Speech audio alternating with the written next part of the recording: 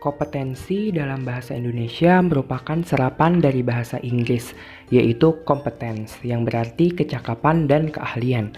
Kompetensi merupakan perilaku rasional guna mencapai tujuan yang dipersyaratkan sesuai dengan kondisi yang diharapkan.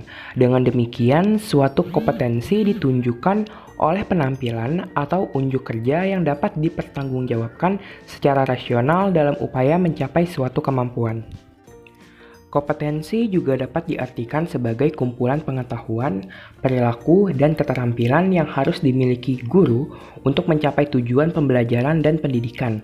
Kompetensi diperoleh melalui pendidikan, pelatihan, dan belajar mandiri dengan memanfaatkan sumber belajar. Menurut Gordon, terdapat 6 aspek atau ranah yang terkandung dalam konsep kompetensi. Yang pertama adalah pengetahuan atau knowledge, yaitu kesadaran dalam bidang kognitif. Misalnya, seorang guru mengetahui cara melakukan identifikasi kebutuhan belajar dan bagaimana melakukan pembelajaran terhadap peserta didik sesuai dengan kebutuhannya. Aspek yang kedua adalah pemahaman atau understanding, yaitu kedalaman kognitif dan afektif yang dimiliki oleh individu. Misalnya, seorang guru yang melaksanakan pembelajaran harus memiliki pemahaman yang baik tentang karakteristik dan kondisi peserta didik agar pembelajaran dapat berjalan secara efektif dan efisien. Aspek yang ketiga adalah kemampuan atau skill, yang merupakan sesuatu yang dimiliki oleh individu untuk melakukan tugas atau pekerjaan yang dibebankan kepadanya. Misalnya, kemampuan guru dalam memilih dan membuat alat peraga sederhana untuk memberikan kemudahan belajar kepada peserta didik. Aspek yang keempat adalah nilai atau value, yang merupakan suatu standar perilaku yang diyakini secara psikologis telah menyatu dalam diri seseorang. Misalkan standar perilaku guru dalam pembelajaran, yang memiliki nilai kejujuran, keterbukaan, demokratis, dan lain sebagainya. Aspek yang kelima adalah sikap atau attitude, yaitu perasaan seperti senang, marah, sedih, dan lain sebagainya, atau reaksi terhadap suatu rangsangan yang datang dari luar. Nah, aspek yang terakhir adalah minat atau interest, yaitu kecenderungan seseorang untuk melakukan sesuatu perbuatan. Misalkan minat untuk melakukan sesuatu atau untuk mempelajari sesuatu.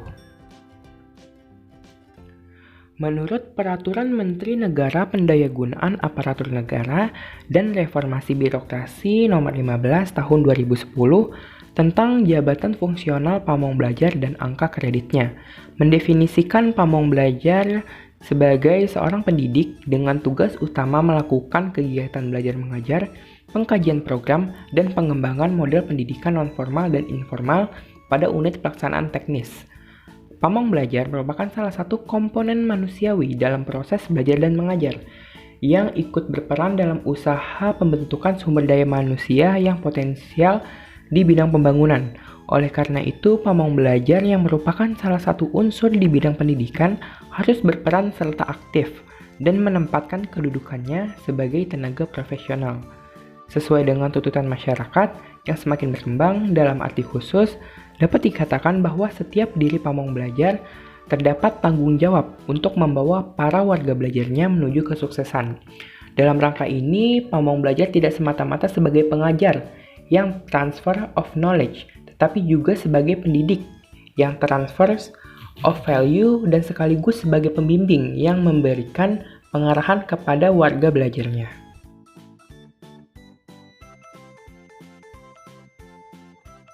Terima kasih kepada Saudara Senata yang telah menjelaskan materi sebelumnya. Selanjutnya terdapat beberapa tugas pokok pamong belajar. Yang pertama, melaksanakan pengembangan model program pendidikan nonformal dan informal. Kedua, melaksanakan kegiatan belajar mengajar dalam rangka pengembangan model dan pembuatan program PNFI. Dan terakhir, melaksanakan penilaian dalam rangka pengendalian mutu dan dampak pelaksanaan program PNFI.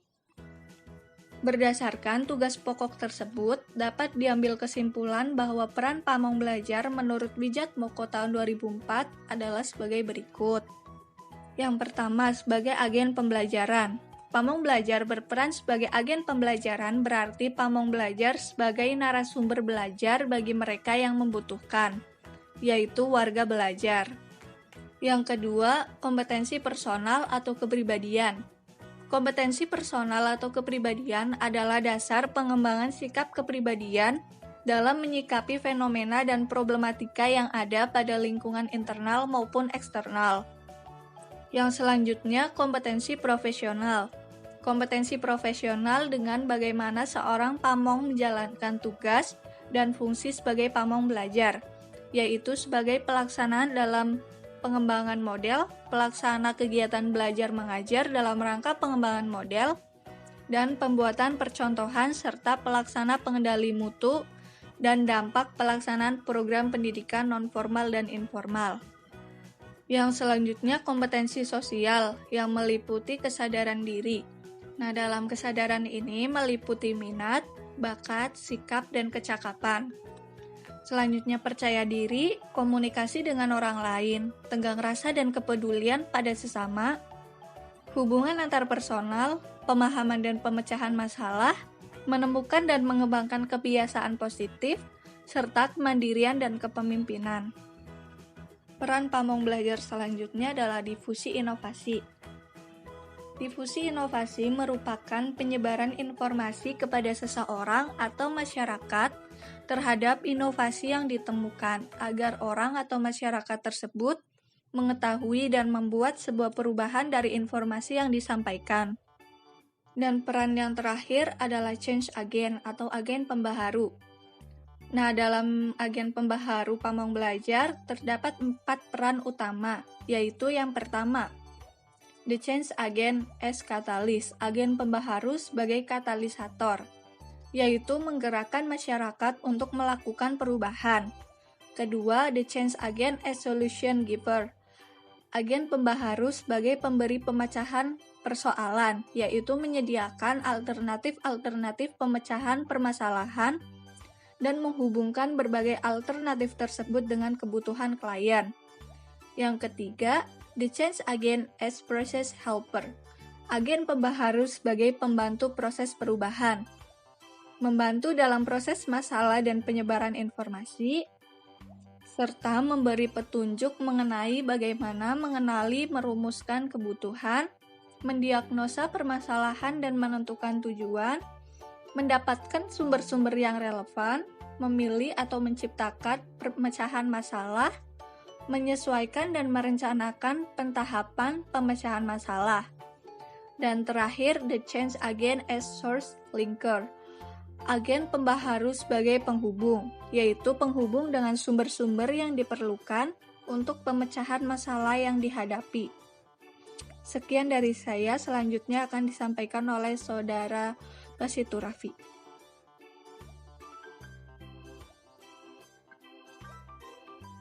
Baik, selanjutnya itu terdapat kualifikasi dan kompetensi pamong belajar, di mana kualifikasi dan kompetensi pamong belajar ini tercantum di dalam Permendikbud nomor 152 tahun 2014 pasal 2 tentang standar kualifikasi dan kompetensi pamong belajar, yang isinya ayat 1, standar kualifikasi akademik pamong belajar digunakan sebagai pedoman dalam menentukan kelayakan penugasan pamong belajar.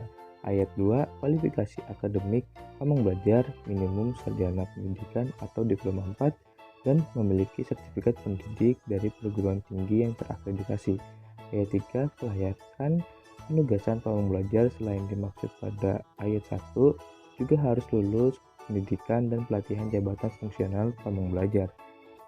Dari peraturan Permendikbud tersebut menjadi acuan dalam kualifikasi di dalam pamong belajar, sebab pamong belajar sebagai pendidik profesional perlu memiliki kemampuan dalam melakukan proses kegiatan pembelajaran, mengkaji program, dan mengembangkan model program sesuai dengan kebutuhan belajar, lingkungan, budaya, geografis, dan aktivitas peserta didik ataupun program yang berkembang di masyarakat. Sebagaimana yang dimaksud pada ayat 2 Permendikbud nomor 152 tahun 2014 pasal 2 tentang standar kualifikasi dan kompetensi pamong belajar terkait dengan sertifikat pendidik, di mana sertifikat pendidik ini adalah sertifikat yang diperoleh seseorang karena keahliannya dalam bidang pendidikan tertentu dari suatu perguruan tinggi terakreditasi pada program studi tersebut.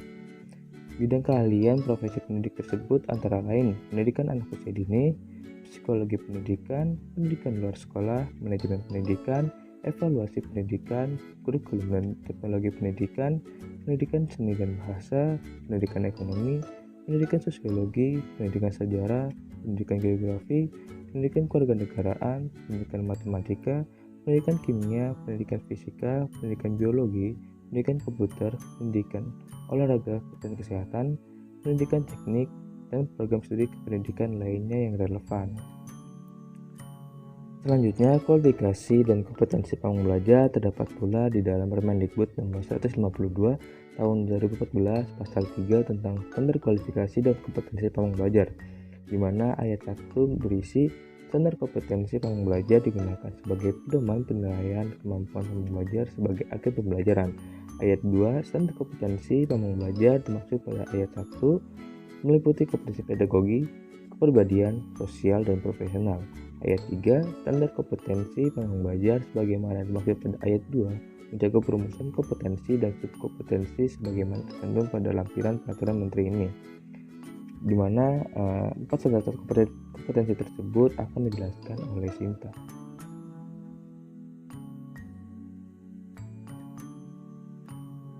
Baik, terima kasih. Saya Sinta Amalia Nurhasana, izin melanjutkan pemaparan dari rekan saya. Selanjutnya yaitu mengenai standar kompetensi pamong belajar. Standar kompetensi pamong belajar ini yaitu meliputi kompetensi pedagogi, kepribadian, sosial, dan profesional. Yang pertama yaitu kompetensi pedagogi. Kompetensi pedagogi ini yaitu terkait dari latar belakang pendidikan yang sudah ditempuh oleh seorang pamong belajar, baik itu S1, S2, ataupun S3 yang sesuai atau membekali pamong belajar dalam melaksanakan tugasnya sebagai seorang pamong. Nah, kompetensi pedagogi yang harus dimiliki pamong belajar ini yang pertama yaitu menguasai karakteristik, kebutuhan, dan perkembangan peserta didik, kemudian menguasai teori belajar dan prinsip-prinsip pembelajaran pedagogi dan andragogi. Kemudian selanjutnya mampu mengelola program kegiatan pembelajaran. Kemudian seorang pamong belajar harus juga menguasai strategi pembelajaran dan juga harus dapat meningkatkan kualitas pembelajaran melalui tindakan reflektif. Yang kedua yaitu kompetensi personal atau kepribadian. Kompetensi ini merupakan dasar pengembangan sikap kepribadian dalam menyikapi fenomena dan juga problematika yang ada pada lingkungan internal maupun eksternal. Nah, adapun kompetensi personal atau kepribadian yang harus dimiliki seorang pamong belajar, yaitu yang pertama, berakhlak mulia agar menjadi panutan bagi peserta didik maupun masyarakat. Yang kedua yaitu memiliki kepribadian yang arif, stabil, dan berwibawa. Kemudian selanjutnya pamong belajar harus memiliki sikap ramah, empati, dan simpati terhadap peserta didik dan juga masyarakat.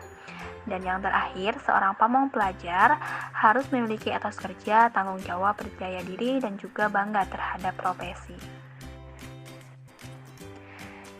Selanjutnya yaitu kompetensi sosial meliputi kesadaran diri, percaya diri, komunikasi dengan orang lain, tenggang rasa dan kepedulian kepada sesama, hubungan antar personal, pemahaman dan pemecahan masalah, serta menemukan dan mengembangkan kebiasaan positif, serta kemandirian dan kepemimpinan, di mana seorang pamong belajar berarti harus memiliki sikap terbuka, bertindak objektif, dan juga tidak diskriminatif, kemudian mampu berkomunikasi secara efektif dan juga menjalin kerjasama dengan pemangku kepentingan.